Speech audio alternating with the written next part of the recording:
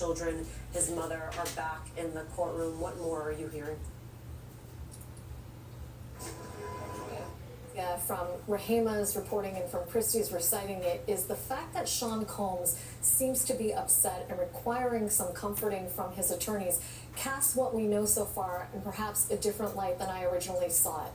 And particularly, I want to come back to what Christie was saying about the connection between the violence of a non-sexual nature and the sex trafficking charge, because in many cases like this, a defendant's lawyers will do what Mark Agnifilo did, which is to try and separate and sever the sort of physical abuse from allegations of sexual abuse or rape or assault or even sex trafficking is here. And the prosecution would really have none of that. And I just want to read to you some of Maureen Comey's rebuttal, because I thought it was so powerful in reshaping how we think about sex trafficking. Our colleague Danny Ceballos wrote a column where he said, this isn't really what the sex trafficking laws were designed to do. We tend to think about sex trafficking victims as meek, as akin to modern day slavery, and that's not what we have here. And to that, I'll give him Maureen Comey as a rebuttal in her rebuttal. In a case like this, when there's just so much violence, sometimes you can lose sight of just how awful it is each individual time.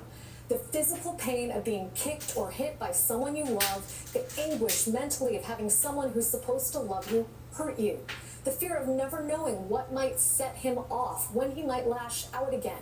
So when the defendant told Cassie to set up a freak-off, what choice did she have? This is a man who could and would take away her livelihood and her home, who could and would extort her parents, and there was testimony and evidence to that effect, that he did, in fact, extort her parents with respect to $20,000 that meant a huge deal to them, but obviously was minimal to him.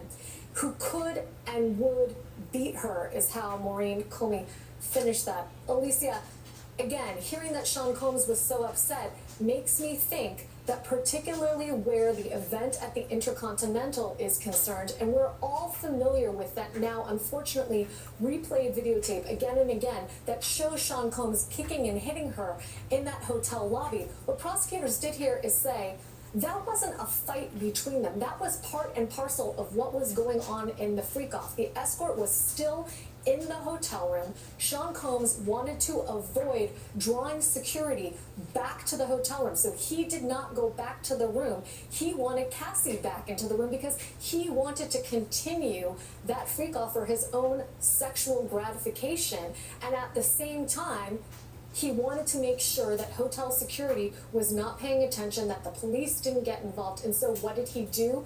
He clung to her and wouldn't let her leave. He made sure that she maintained fear of him while that was all going on. But make no mistake, that wasn't just about him abusing her. That was about him trying to maintain control of her and get her back into the room so the sexual contact could continue. Again, prosecution not allowing that tie between the physical violence and the sex trafficking to be severed, but telling the jurors, this is part and parcel of the same conduct. This is part of the coercion that makes this sex trafficking, as opposed to somebody who has a sexual predilection that might be different from yours and mine.